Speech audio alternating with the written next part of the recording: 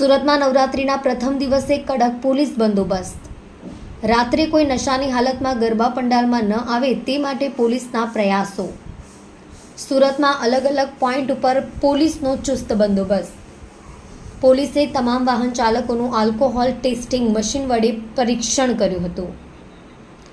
સુરતમાં નવરાત્રિ દરમિયાન કોઈપણ પ્રકારની ગડબડ ન થાય તે માટે કડક પોલીસ બંદોબસ્ત।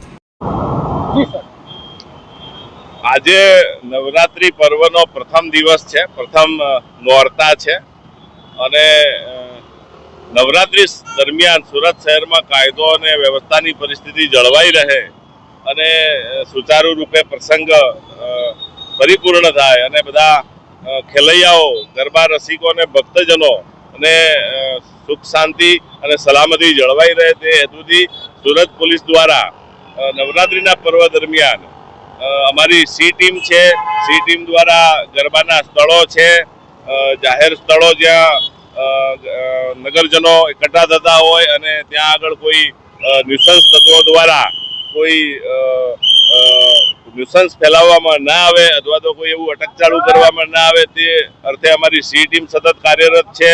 તેમજ જે અમારા પોલીસ સ્ટેશન વિસ્તારના જે મુખ્ય 4 રસ્તાઓ છે એ 4 રસ્તાઓ પર પોલીસ દ્વારા નાકા પોઈન્ટ રાખીને સઘન વાહન ચેકિંગ કરવામાં આવી રહેલ છે। તેમજ કોઈ આ તહેવાર દરમિયાન કોઈ નશાયુક્ત વ્યક્તિઓ કોઈ એવું ડિસ્ટર્બ ના કરે લોકોને એના માટે તેઓ વિરુદ્ધ બ્રીથ એનાલાઇઝર નો યુઝ કરી અને નશો કરેલી વ્યક્તિઓને પકડી પાડવામાં આવી રહ્યા છે અને તેમના વિરુદ્ધમાં કેસો કરવામાં આવી રહ્યા છે।